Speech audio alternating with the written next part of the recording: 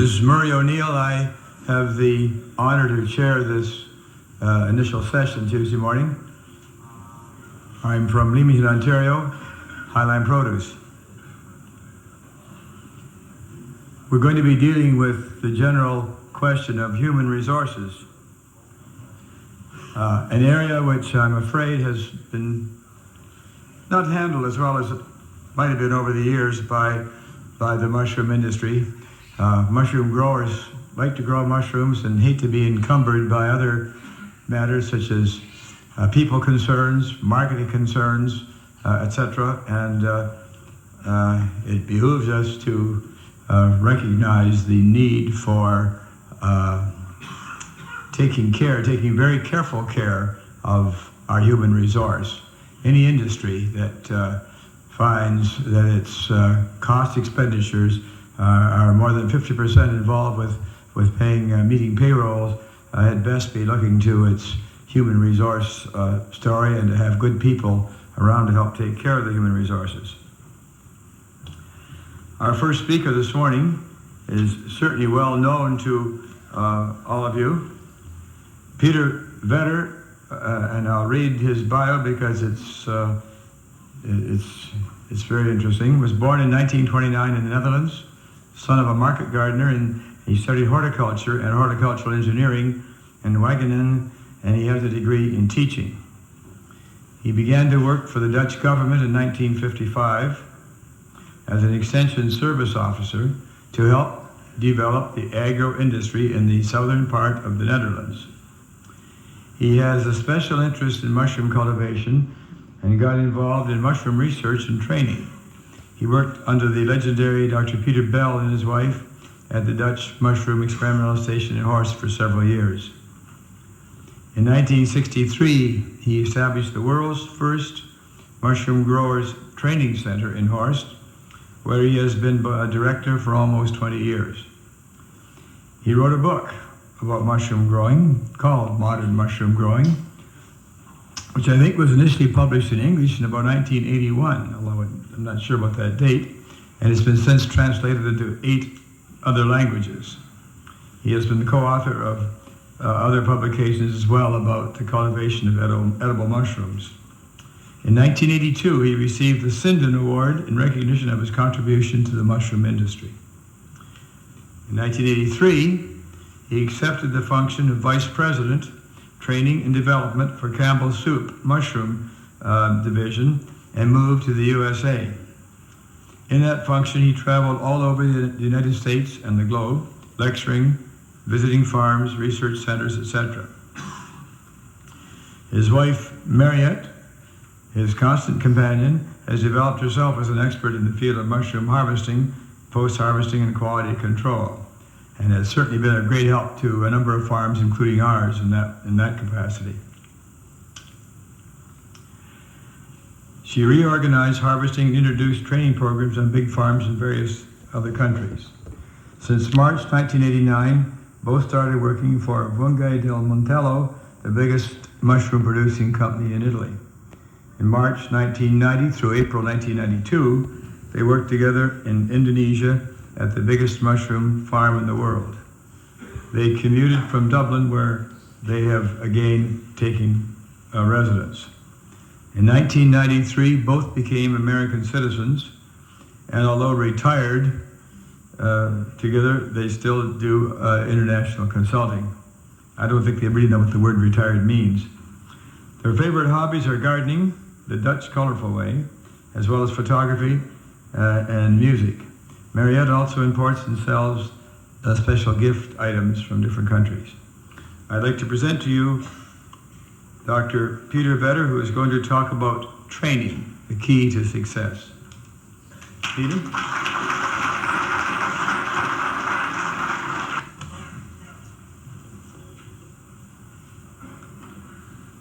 Okay, Mr. Chairman. Maybe we can on the light a little bit, thank you. Thanks first of all for the invitation to have the opportunity to be here in British Columbia. Beautiful British Columbia. Every time we are here in this area, we have special feelings because Quite a while ago, my daughter was born here in Terrace, British Columbia.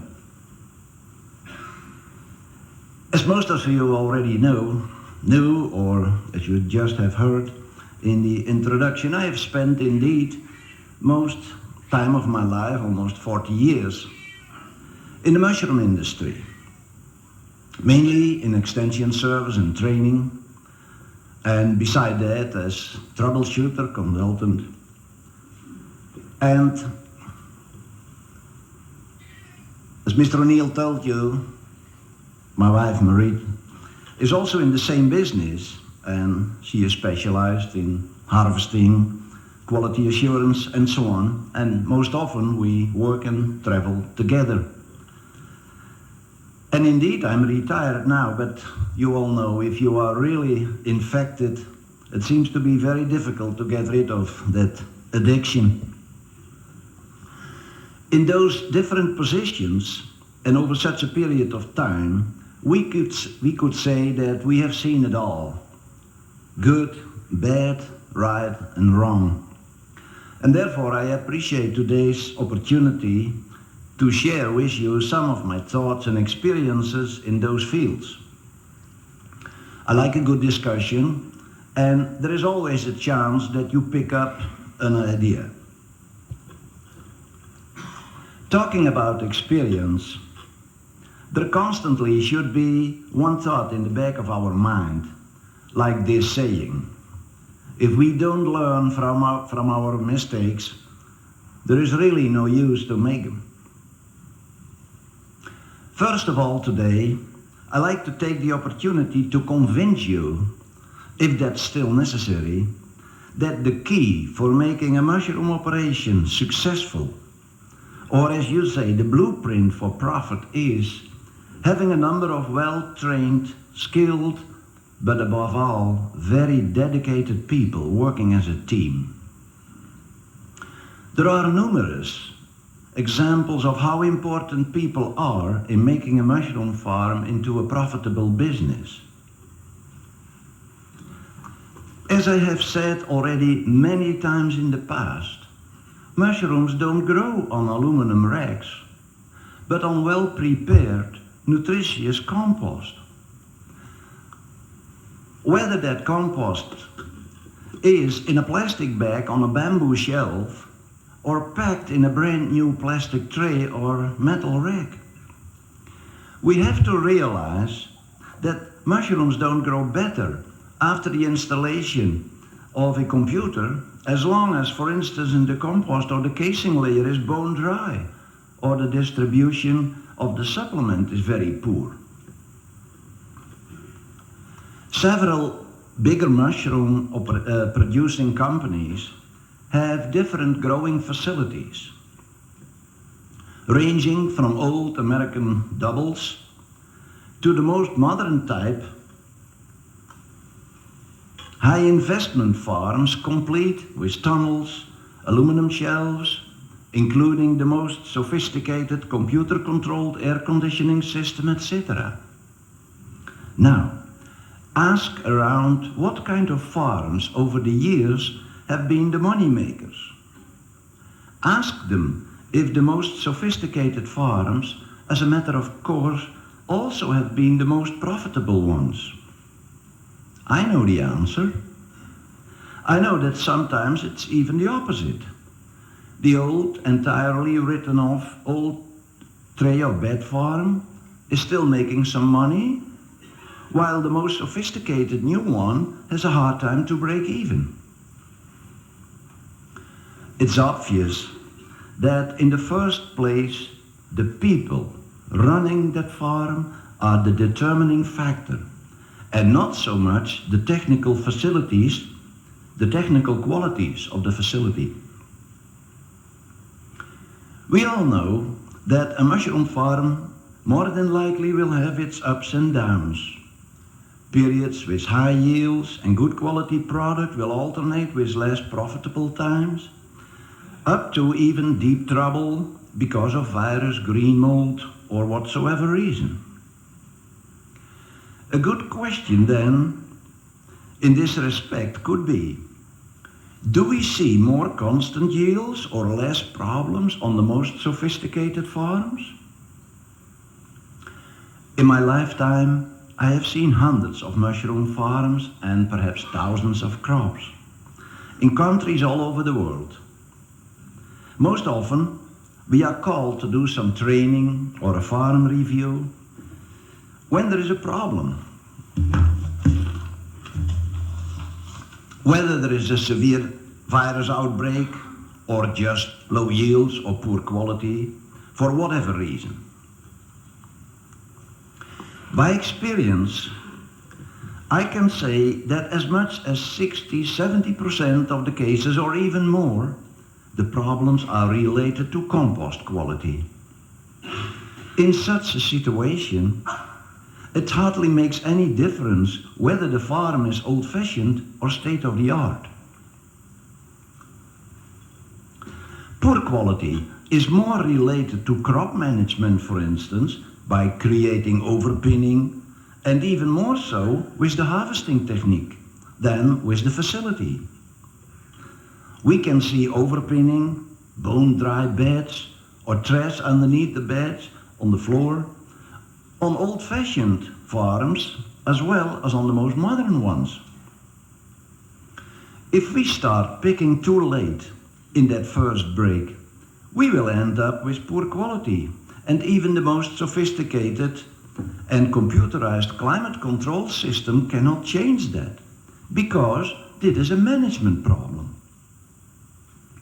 Again, most often the limiting factor seems not to be the facility but the people, whether making the right or the wrong decision, or doing a good or a sloppy job. An important question then is, why do people sometimes do a poor job, and why, once in a while, they make the wrong decision? Is it because a lack on theoretical knowledge, practical experience, or is it more a question of attitude, a lack on dedication, or interest, or a little bit of everything? One of my longtime friends in the mushroom business, Jörg Kuhn from Switzerland, said it already years ago. On our farms, often it is not so much the question that we don't know what to do, but just get it done, day after day after day. We have to ask ourselves why, for instance, we are making sometimes such a poor compost after a period with almost perfect material and good yields. Was it because all of a sudden we forgot the right formulation, or we didn't know anymore what the proper nitrogen level should be, or what the most ideal moisture level for that kind of compost is? It seems to be that we rather well know how to make a good compost because we have done it many times before. The main reason that we slipped away more than likely will be that we were not aware that, for instance, the weather conditions were changing, or the ingredients were different from last time. Or perhaps we let composting become too much of a routine.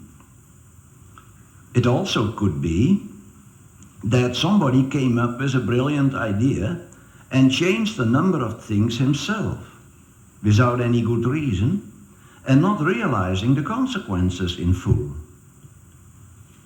In that case, there are a few more questions to answer.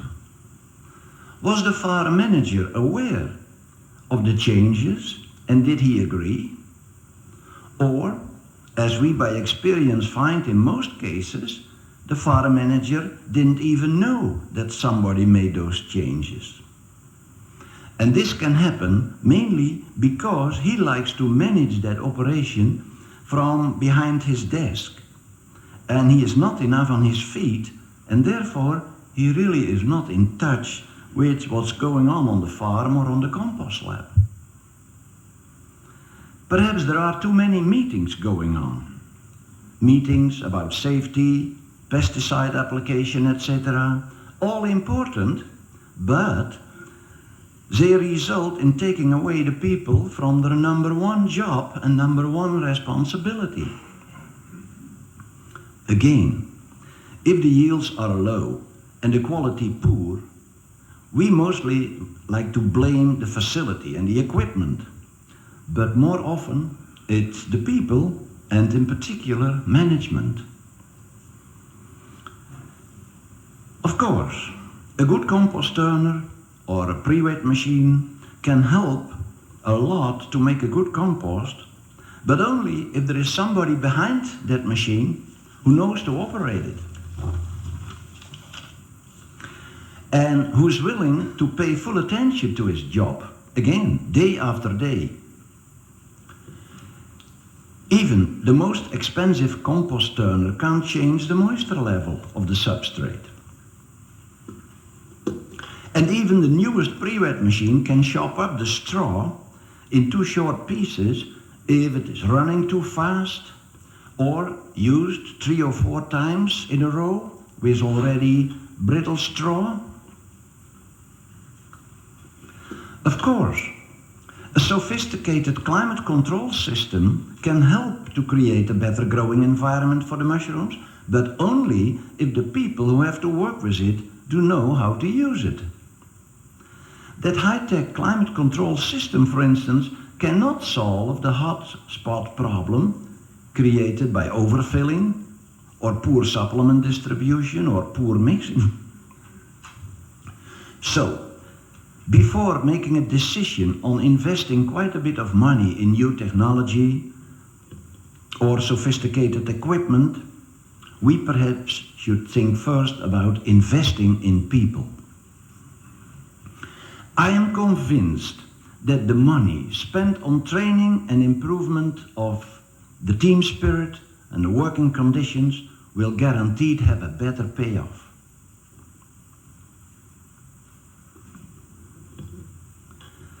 One of the main reasons that, for instance, new big mushroom farms built for different investors in, for instance, just to mention a few countries, India or Mexico or Indonesia, often have had a hard time to survive is the lack of knowledge, a knowledgeable, well-trained, well-skilled people to run that farm.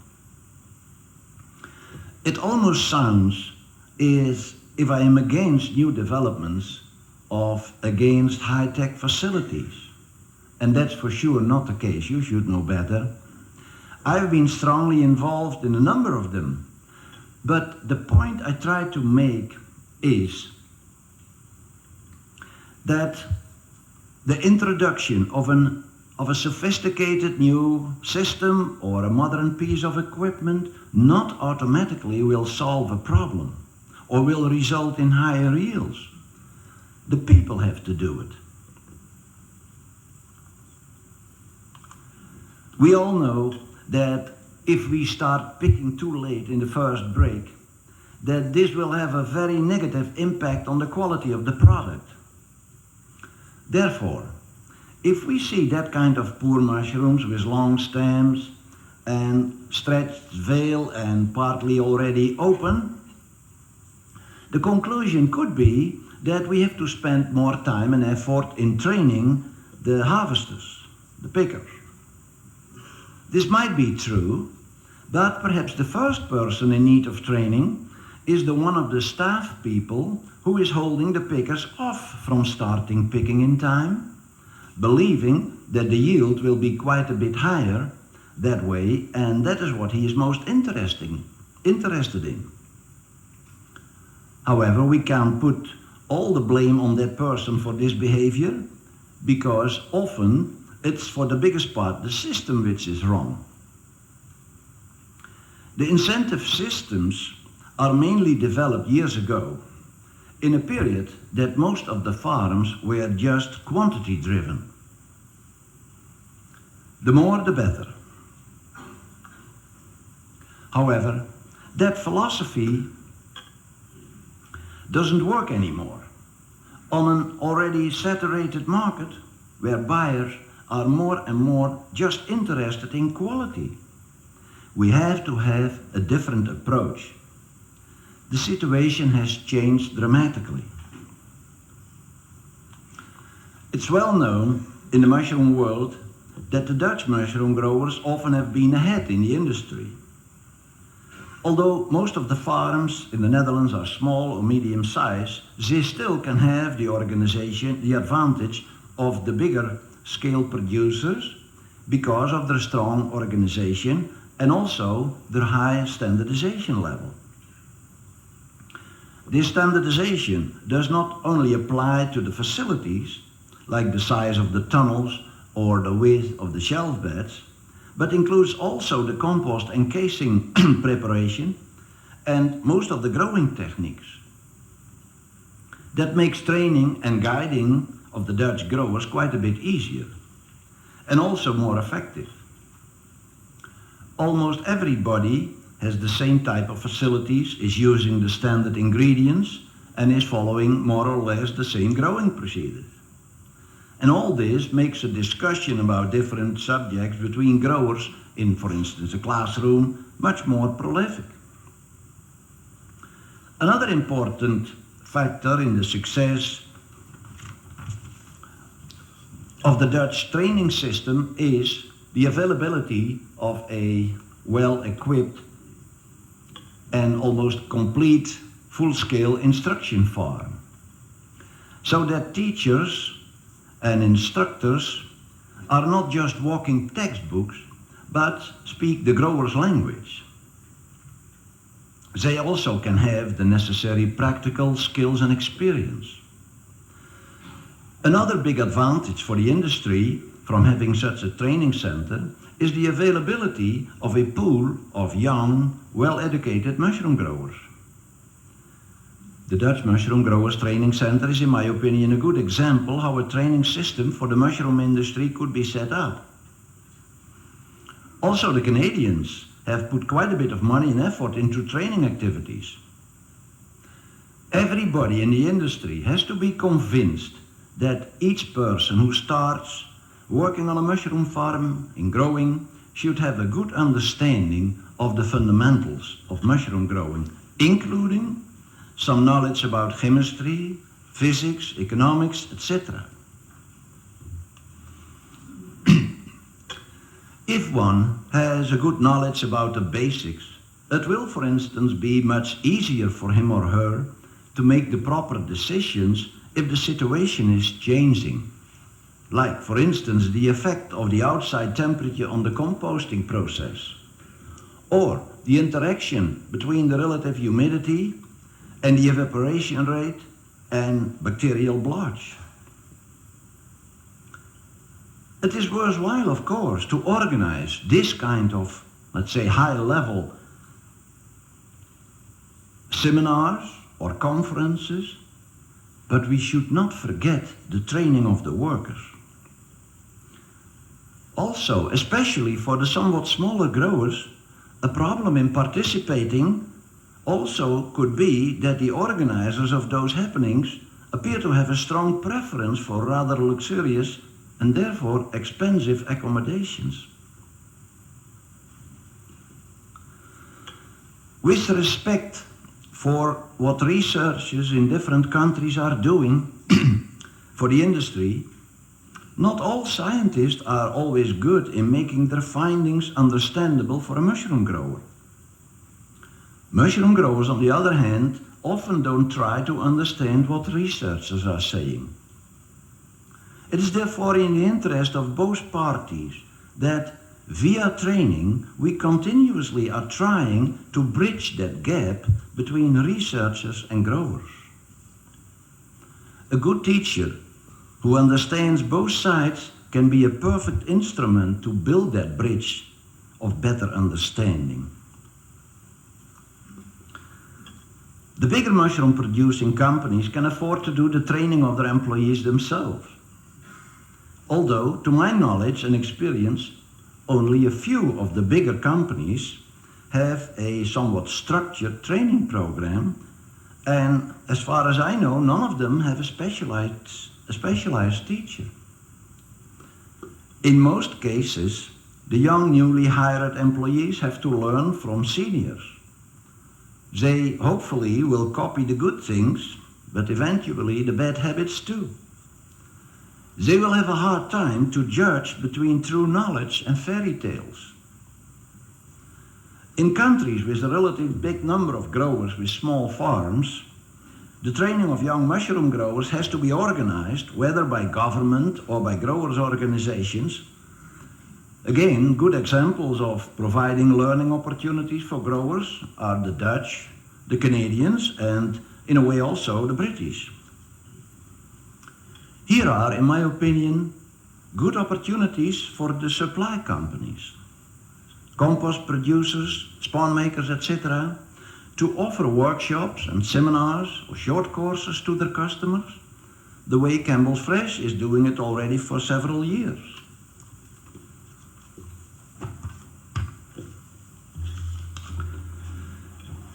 The almost ideal situation should be if ambitious young growers could have an opportunity to learn the basics in a classroom situation from some good professional teachers, and the practical skills and daily work experience from a dedicated and experienced person in the field of compost preparation, crop management, harvesting, disease control, etc. on the farm. One of the goals of the training has to be to learn the workers how to work smarter and more efficient so that we can produce for the lowest cost. Vocational training is a never-ending process. Therefore, the workers should have ongoing opportunities to participate in workshops, seminars, etc. A problem in this area is that on most farms we are already short on people, and therefore we think we can hardly afford the luxury of sending a few people for a couple of days, don't even mention a couple of weeks, to short courses or seminars. Here again though, we have to invest first before we will be able to reap the benefits later. I realize quite well that nowadays a mushroom farm cannot afford overstaffing. But on the other hand, we have to make sure that we are constantly training young fellows so that we have a replacement if an experienced grower or compost maker is leaving or retiring. We experience that on a number of farms. The communication between the staff and the workers could be quite a bit better. A lack of team spirit will have a very detrimental effect on the performance of the individuals. The workers are uncertain because nobody exactly told them what to do, and let alone that they have told them how to do it and why to do it in a certain way. If we visit a farm and we talk to some workers about how a certain job perhaps could be done easier or better, we too often hear as their comment that they have made that suggestion already several times, but nobody paid attention, nobody was listening. Such kind of comments are a clear indication that farm management has to work on improving communication and improving the team spirit. On a number of farms, especially the bigger ones, we know that the growing staff is spending too much time in the office. And as a result of that, losing all kinds of opportunities for on-the-spot training, and also for motivating, correcting, or stimulating their workers. It quite often happens that if we visit a farm and go over, for instance, the compost slab, accompanied by the manager, the area manager, etc., that he has to ask one of the workers what the latest compost formulation is, or the newest turning sequence, or what tomorrow's fill is. Here again, an area manager or supervisor spending too much time behind a desk or a computer screen in the office cannot be a good teacher and motivator for his group of workers because he doesn't know what really is going on in his area. He very soon will lose the respect and also his credibility.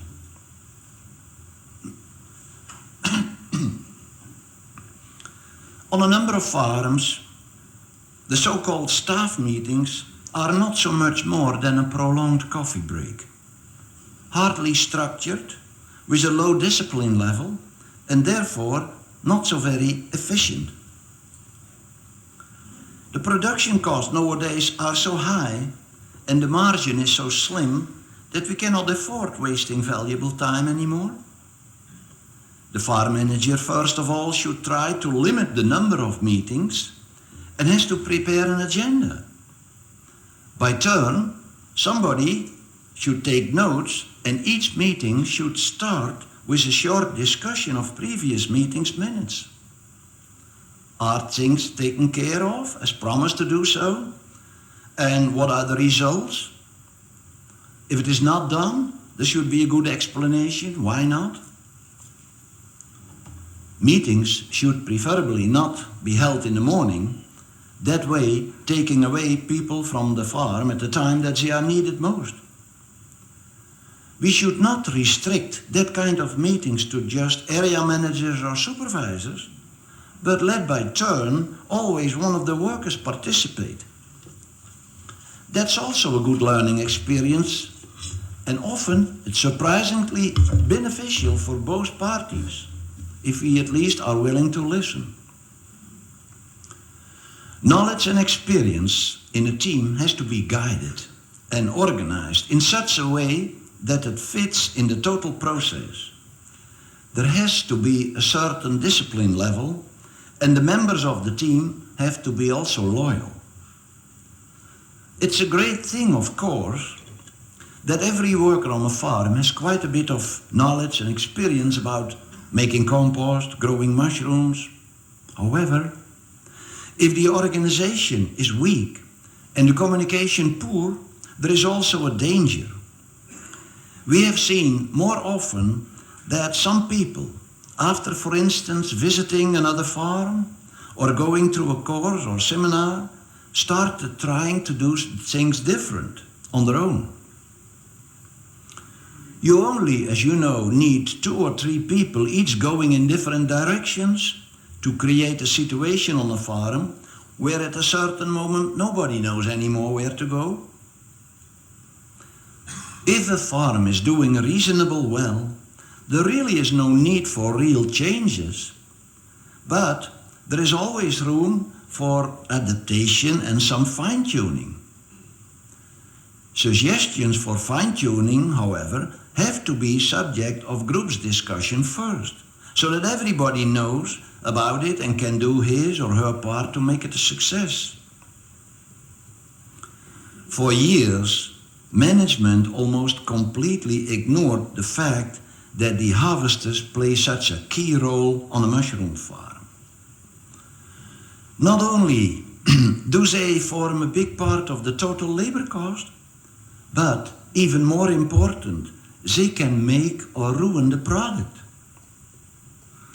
We do all that work, preparing a good compost, spawning, supplementing, water, develop new, more wide strains, and then we let a bunch of harvesters ruin it.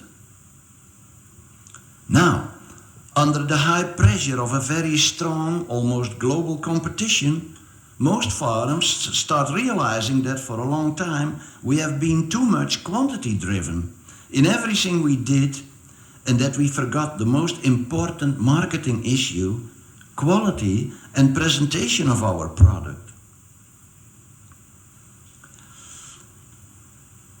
Long term, the only way to have a profitable business is by producing a quality product. Sorry, the slides are a little bit ahead of what I'm saying.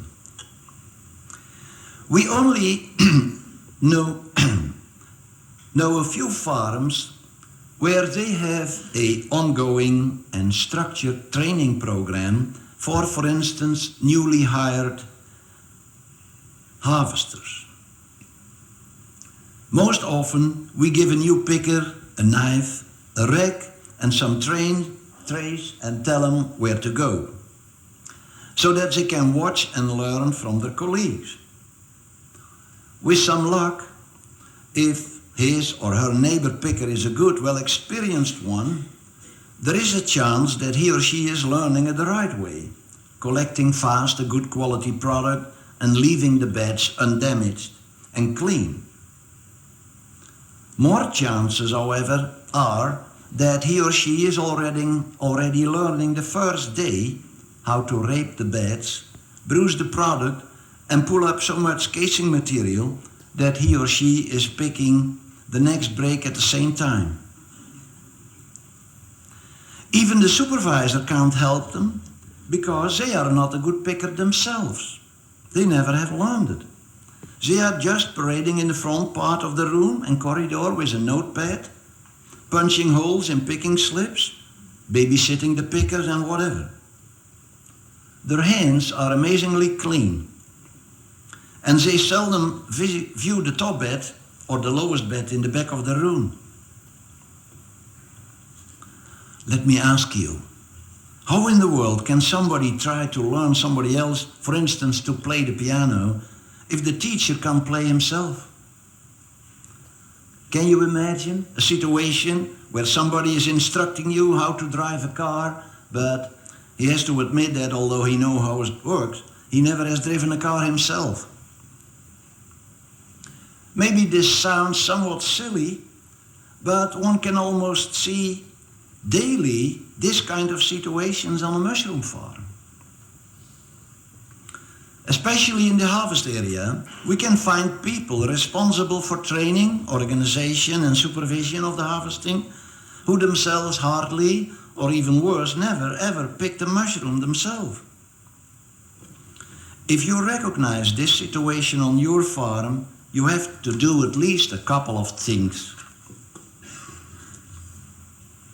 First, establish an ongoing training program for harvesters, for the newcomers as well as for those who don't reach the standards for pounds and or quality. The instructor in such a training crew should be the best picker on the farm with some communication skills. You have to realize that for a harvest supervisor, practical experience and the right attitude will do quite a bit more than a college degree. The second thing for the manager to do is review and rewrite the job description of the harvest supervisor. More than likely, for instance, it will be more efficient and less costly to have runner boys for collecting the product, punching holes, and keeping a track of picker performance. The supervisor then can do what he or she actually should do: guiding, motivating and correcting the pickers, demonstrating what's the proper technique, and explaining, for instance, why that small long-stemmed one has to be picked and why that bigger one with the broad stem still can wait. The third important thing to do is reviewing your present incentive system. Is it still based on volume instead of quality? Thinking and talking about total yields and pounds picked per hour, we should not just brag about volume, but more and more talk about market value.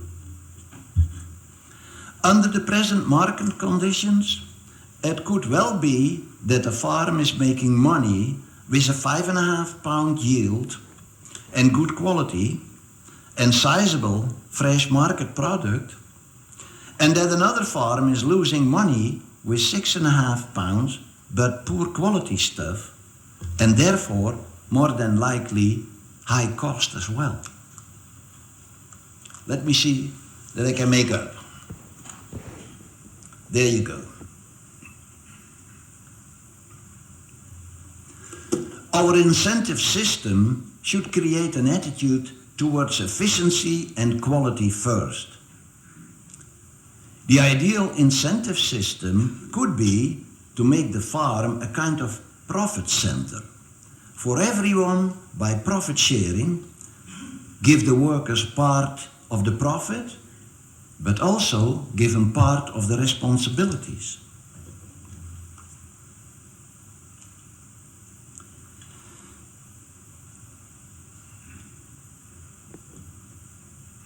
To set some goals, I like to ask you a few questions, important questions.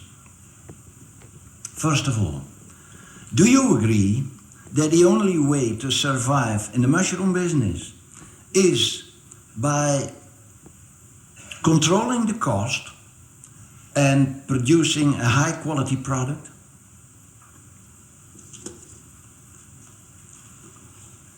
Do you agree that the product quality is for a big part in the hands of the harvesting crew? Do you quite often see a good product on the beds prior to harvesting, but are you disappointed with what you see leaving from the packaging? Do you agree that by far the biggest number of employees on a mushroom farm is working in the harvesting area? Do you agree that mechanical harvesting can be a way to lower the harvesting cost for industry or food service type mushrooms, but that for a first quality fresh market product we still need well-trained human hands? Do you agree that until now the industry has spent much more money and effort to increase the production, and that quality, and that means for a big part harvesting, just has been treated as the stepchild? Do you agree that on a number of farms the harvesters are controlling you instead of the other way around, where you are in control of the harvesters? Do you agree that poorly trained and careless harvesters can ruin the beds and do quite a bit of damage to the next break?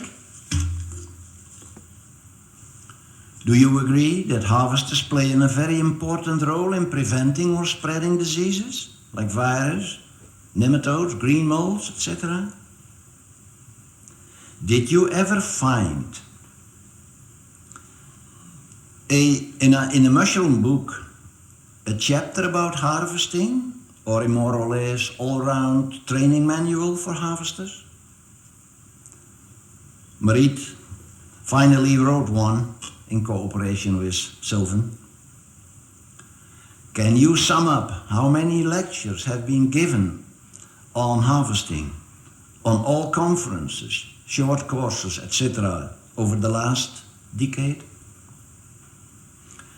Do you agree that it seems to be much easier for a farm manager to justify, for instance, $170,000 for a pre-wet machine versus even half the amount towards improvements in the harvesting area?